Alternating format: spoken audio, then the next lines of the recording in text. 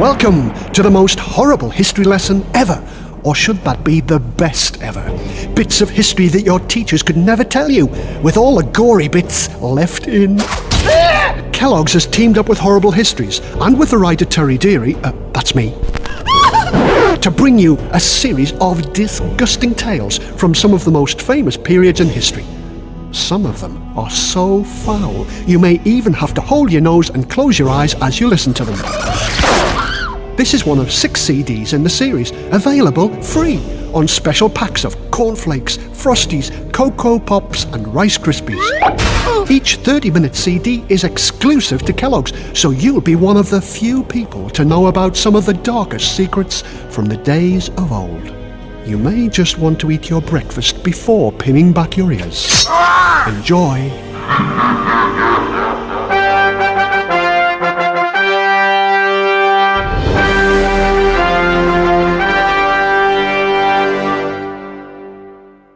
Hello, I'm Terry Deary, author of the Horrible Histories books, and I'm here to tell you about a period of history that was truly horrible, the age of the vicious Vikings. History can be horrible. Well, to tell the truth, it's not the history that's horrible, it's the people who lived in the past. You wouldn't believe some of the things that cruel and crazy, savage and silly, dangerous and dirty, foul and fierce people have done to each other through the ages. Of course, some people have been nastier than others. Some people have gone down in history as vicious. People like the nasty Norsemen who sailed from the north of Europe and went around bashing brains, mugging monks, smashing Saxons, and chopping down churchmen. They became known as the Vicious Vikings. The trouble is, not all the terrifying tales about them are true. What you need is to listen to the true facts with the horrible bits left in. And would you believe it? That's what you're listening to now. Be brave. Be very brave. This is a story that involves giants and dwarfs, murder and spit. You can learn a lot about the people from the stories they told each other. Many Vikings believed this one and told it to their children. If you want to know why they grew up vicious, then listen to this terrible legend. The great god Odin sat on his throne and looked at the young god Thor. "Spit in this jar," Odin ordered. "Why should I?" Thor grumbled. He had a hammer and went round hitting anyone who upset him. Odin sighed. "Don't argue, Thor. Just do it." It would take too long to explain to thick Thor just what he was up to. "Look," he said, holding the jar under Thor's nose. "All the other gods have had a spit." "Gah," Thor said thoughtfully, or thoughtfully. "Oh. What you gonna do with that lot, Odin?" "Make a man," the chief god said. "A very special man. I need to send him down to Midgard, that's Earth, because they're in a right muddy mess down there." "Eh, so maybe Midgard needs a mudguard," Odin joked. It wasn't a very good joke, but he wasn't a very bright god. "Oh well, here goes." The hammer horror shrugged and spat into the bowl. Using his great and godly magic, Odin made a man. He called him Kvasir and sent him down to Midgard. Now, Kvasir was the wisest man on Earth. Well, so would you be if you'd been made from the spit of the gods. He solved lots of problems for the people of Midgard. Everybody loved Kvasir. Well, nearly everybody. There were 2 brothers, Fiala and Gala, who absolutely hated him. Now, Fiala and Gala were mean, nasty and jealous of Kvasir. Well, so would you be if you were a dwarf who lived underground with hundreds of other smelly dwarfs. And Fiala and Gala were dwarfs. "It is said that the blood of Kvasir is magical," Fiala muttered one dark day. Of course, underground all the days were dark. "Is it?" Gala asked. "It is. Whoever drinks it becomes a great poet, and we are gonna get his blood," Fiala chuckled. "We are?" "We are. Now here is the plan." "The plan?" we invite Kvasir to a party here. A party? Yes, you know, a knees up with wine, and when he's good and drunk, you stab him. You stab him? No. You stab him, Fiala hissed. What'll you be doing while I stab him? Gala asked. I'll be waiting with the jars to catch the blood, right? Right. So the dastardly dwarfs carried out their plot and bled Kvasir drier than a smoked pork pie. The dreadful duo mixed the blood with honey and made it into honey wine or mead. The bloodthirsty brothers kept it to themselves, and as the years passed they grew crueler and crueler. One day they entertained Giant Gilling and his wife. He eats a lot, Fiala grumbled.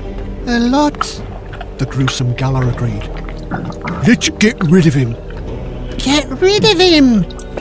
I say, Gilling, Fiala said to the giant, how about some fish souyer? It's getting stuffy in here. How about a sail in our boat? Good idea. Giant Gilling growled. You coming, Mrs. Gilling? You go, dear. Mrs. Gilling grumbled. I'll just get seasick. Have fun. But Giant Gilling had no fun. The deadly dwarf sailed out to sea and tipped him overboard. Swim! Especially with his stone around my neck. I'm gonna drown. And that's the end of him, Fiala chuckled. In here? We'll break the news to Mrs. Gilling. Perhaps she'll buzz off home, the devious dwarf muttered. But Mrs. Gilling didn't go. She just sat there and cried. The tears fell on the floor and sloshed around the cave. My feet are sopping wet, Fiala fumed. My feet are wet too. So, get a large millstone and stand on the cliff above the cave entrance. When she steps through the door, just drop it on her head. Galar hurried to obey, and Fiala spoke to snivelling Widow Gilling. Would you like to step outside and see the sea? I'll show you where your darling husband met his watery end. That's right, just step this way. No, after you. Now, left a bit, right a bit, there. Right, Galar, drop it!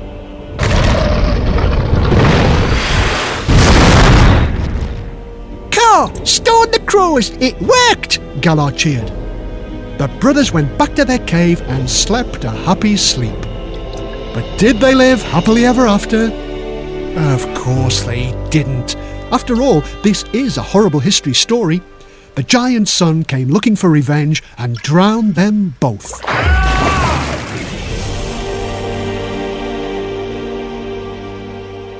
No one lived happily ever after, except the person who found the magical mead that turns you into a great poet.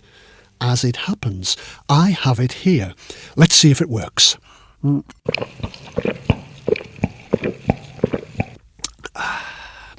Roses are red, violets are blue. Some poems rhyme, but this one doesn't. Never mind.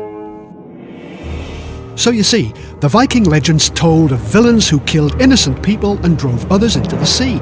But a lot of people in the islands of Britain said the same thing about the Vikings.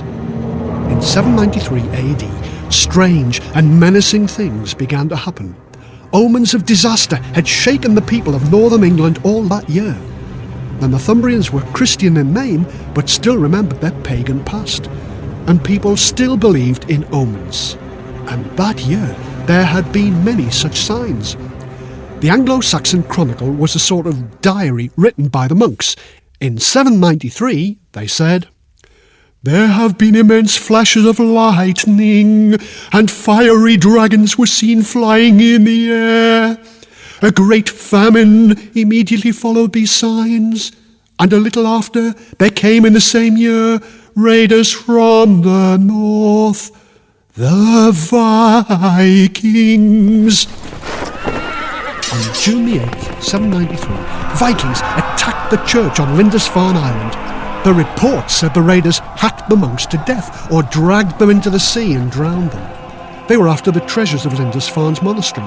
You see, many rich people had given the monastery silver and gold because they thought that would get them into heaven. On the island were golden crosses, there were silver plates for the bread, and golden cups for the wine. There were ivory chests filled with the bones of old saints. I don't think the Vikings would have been too interested in those. When the Vikings left, everything was either destroyed or tucked away in the bottom of their boats. The monks lay dead around their altars. The people of Britain were shocked. All those saints' bones hadn't done Lindisfarne a bit of good. What hope was there for the rest of the country? But were the reports true? Some historians today say the Vikings were thieves, but wouldn't kill unarmed monks. What must those monks have been feeling as the ships came closer? And were the raiders really as bad as the report said? Was it death or just fear that led to the monks' downfall? And how do we know what really happened? I bet you hope it was gory. Wait a minute, I've got an idea. Vikings on the horizon, coming here in their ships. If we don't start running, then we've had our chips. Vikings down in the bay now, big men, ugly and hairy. Time to start and play now. Lord, they're horribly scary. Vikings down on the beach now, in their very long boats. Vikings marching up here now, time to grab our coats. Where's me at? Landings hopelessly gory, we will never be free. How shall we escape thee when you come from the sea? You will certainly kill us when you get to our village. With great fear you fill us when you come here to pillage. With great fear you fill us when you come here to pillage. Think I'll hide in the church here. Lord, please look after me. Oh, please. Hope they never will search here. They're not coming for tea. Now a Viking has found me, shaking like a small bunny. Please don't kill me, I'm harmless. Viking just thinks it's funny. Now he's nicked all the silver, pinched the gold in our cellars, but he's left me alive, Lord. They're not really bad fellas.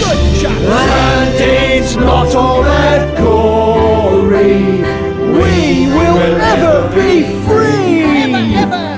How shall we repay thee? Hey, next time, come for tea. Have a banana. You did not mean to kill us. And a biscuit. Once you're pillaged you get. Lord, who made thee Viking, make thee mightier yet. Lord, who made thee Viking, Make thee mightier yet. Tease up, lads. This was the first major Viking attack recorded in England. When I say recorded, I don't mean like a song. I mean it was written down. But just because it was written down doesn't mean it's true. Alcuin, the greatest monk of the day, was an Englishman, and he wrote, "They came to the church of Lindisfarne, laid everything waste with grievous plundering, trampled the holy places with polluted feet, dug up altars and seized all the treasure of the holy church. They killed some of the brothers. Some they took away with them in chains. Many they drove out, naked and loaded with insults. And some they drowned in the sea. Never before has such terror appeared in Britain as we have now suffered from this pagan race. That was how Alcuin reported the Lindisfarne raid. But wait a minute. Alcuin was in France when he wrote that. Maybe he didn't know the whole truth. Just how vicious were the Vikings? They had some odd rules and could be as cruel to each other as they were to the monks and farmers they stole from. And when they fought each other, they fought to kill. Not all fights were fights to the death, of course. The fights in the courts of Viking kings were very popular, but if a man was defeated and wanted to have his life spared, he had to go through a very odd performance. Here's what you had to do. And you join us today in time to witness Eric the Green. Here's Eric the Green trying to save his life with the help of a cow's tail. That's right, I said a cow's tail. You see, Eric has just lost a fight with Harold Finehair in this very hall, and now the crowd is gathering to see if he can escape death. If you ever get into a fight and want your life spared, here are the 8 Viking stages you'll have to go through. At this point, a cow is brought into the room. It's had all the hair shaved off its tail. It's a tame cow, but not all that tame. You'd be pretty wild if someone shaved your tail, wouldn't you? Don't volunteer to do the shaving. It's dangerous. Maybe not as dangerous as being a spectator in this hall. A few have been trampled to death this evening. If you try this at home, don't go getting yourself trampled or you'll miss all the fun. And now, the cow has its tail covered with grease. Watch it doesn't kick. And Eric the Green has stepped forward. He's putting on shoes that have, like the cow tail, been covered in grease. And Eric creeps behind the cow and is aiming to grab its greasy tail. Yes, he's done it! All he has to do is hang on while the cow charges round the room. And to make it a bit harder, the cow is being whipped. Oh, and there they go. And would you believe it? Eric is holding his own. At least when I say holding his own, of course, I mean he's holding the cow's tail. And the old cow is tiring, it's slowing down, and Eric still has not let go. The king steps forward and announces that not only does Eric get to keep his life, he gets to keep the cow. Oh, I say, the king is offering to shake hands with Eric. I don't think he should have done that. Horrible history. Of course, you really must not use this method to sort out fights in the schoolyard. It is now illegal under the 1998 Cruelty to Cows Act. The Viking life may sound exciting, but it wasn't all raiding and fighting. Most Vikings lived pretty boring lives. They farmed in the day, went home, had supper and went to bed. Usually their food wasn't that exciting. Cheese and bread, roast meat and fish soup. But there were 1 or 2 odd things that the Vikings ate that you may like to try, or you may not. Here are 10 foods, but which of these did the Vikings eat? Test yourself. Just say true or false when I name the food. Get 5 or more and you can award yourself a deep-fried ostrich eyeball. Get 5 or less and you can have 2 deep-fried ostrich eyeballs. And that serves you right. Ready? Here we go. Question 1. The Vikings ate seagulls. True or false? Answer, it's true. They were easy to catch in nets and they tasted very nice. 2. The Vikings ate geese. True or false? Answer is true. Nothing was wasted. The goose feathers were used to make warm quilts and feather beds. Question 3. The Vikings ate hare. The things that look like rabbits, not the stuff on top of your head. True or false?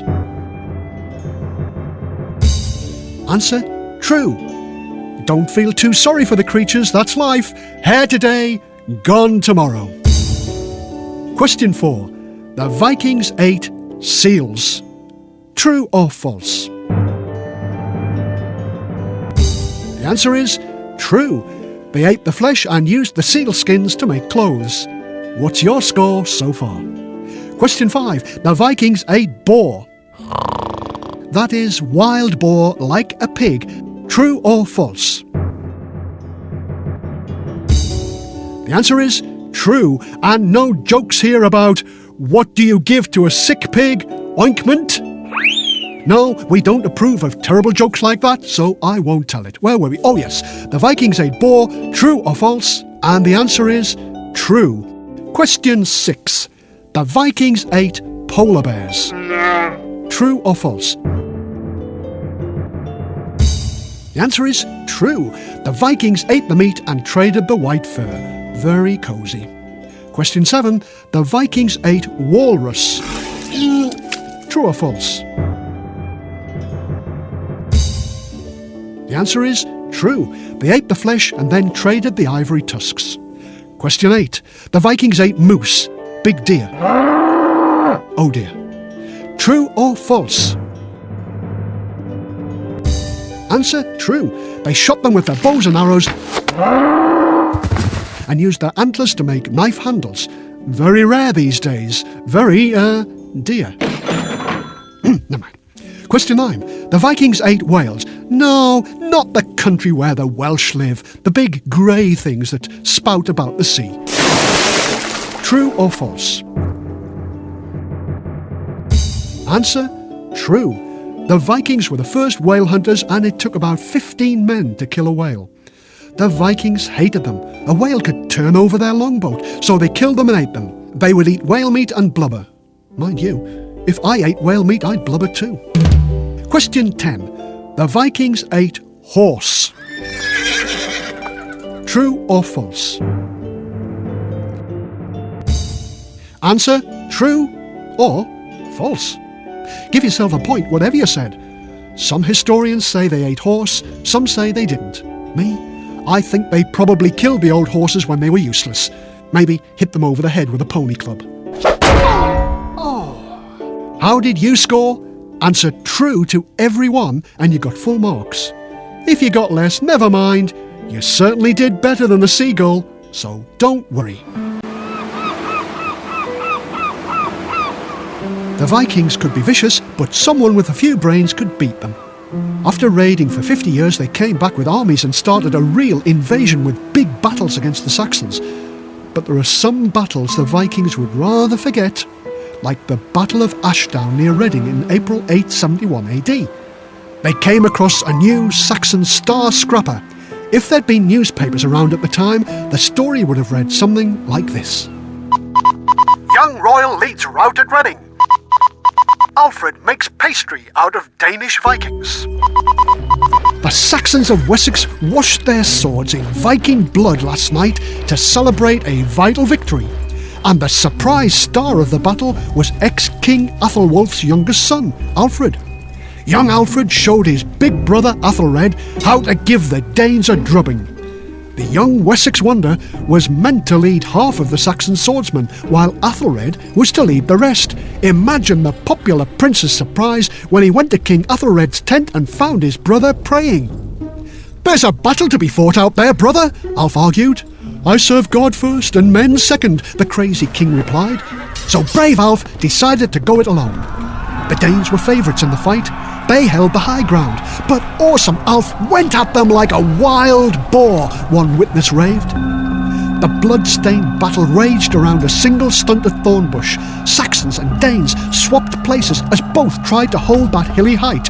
At last, the sword-swinging Saxons drove the desperate Danes back to their camp till darkness stopped the slaughter. The Wessex Star newspaper says, "Move over Athelstan, let's make Kid Alfred King Alfred." The Wessex Star's own poet wrote this ode to the great victory. Ode to Alf, who cuts Vikings in half. Our Alfie's the hero of Reading, for he jumped like a flea from his bedding. While King Athelred prayed, good King Alfred just slayed, till the Danes were left bleeding and deading. Oh. Awful Athelred died soon after the battle, and Prince Alfred went on to become King Alfred the Great, and stopped the Danish Vikings from taking over the whole country. The Vikings needed a break from all the fighting and robbing and being beaten by the Saxons. They didn't have books to read or television to watch. Instead, they had stories. Stories from the start of the world to the end. And of course, being Viking stories, they were really horrible. In fact, horrible enough to give you nightmares. If you are easily scared, then switch off now. Right? For the brave ones still switched on, here is the savage story of Loki. Once upon a time, there was a god called Loki. Now, Loki was an evil god who caused a lot of trouble among the other gods. He was an absolute nuisance, just like a little brother or sister. He was also very jealous and spiteful.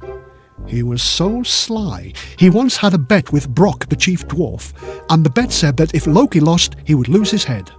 Loki lost. Oops. But when Brock came to take his head, Loki said, "Hang on, the bet said you could take my head, but not my neck. You mustn't touch my neck." Of course, Brock couldn't take Loki's head without touching his neck, so Loki escaped with his life. But the dwarfs got their revenge by sewing his lips together. The story doesn't end there, though. Loki went on with his evil tricks. He gave the god called Hod some mistletoe berries. Hod was blind and couldn't see what he was eating. The mistletoe was poisoned and he died. This time he'd gone too far. The gods tied him to a tree and left him there forever. He's probably still there now. You'll recognize him if you see him tied to a tree. He'll be crying, "I'm Loki, set me free!" Except he had his lips sewn together, so he'll be crying,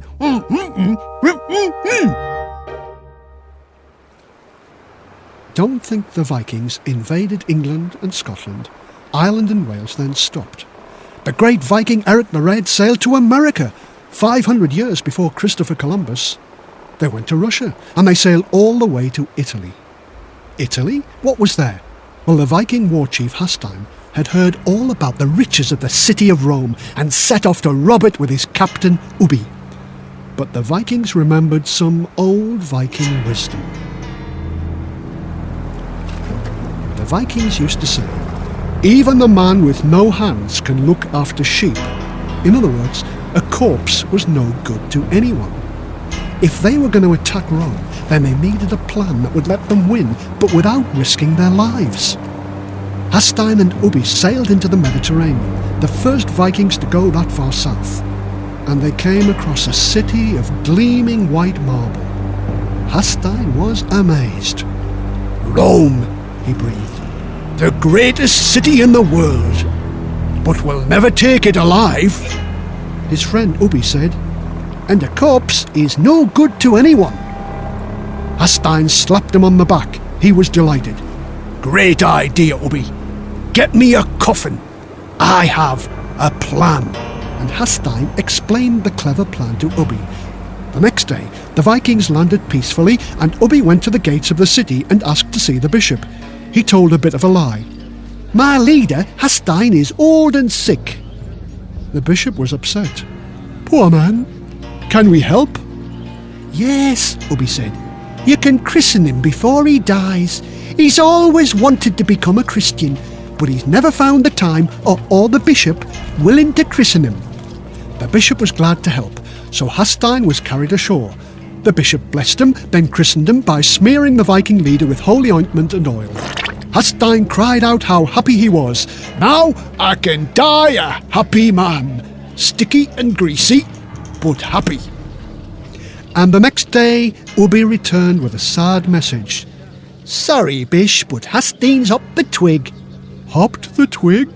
"Turned up his toes, kicked the bucket, and sailed his last longboat. Shot his last elk, ate his last whelk, pillaged his last...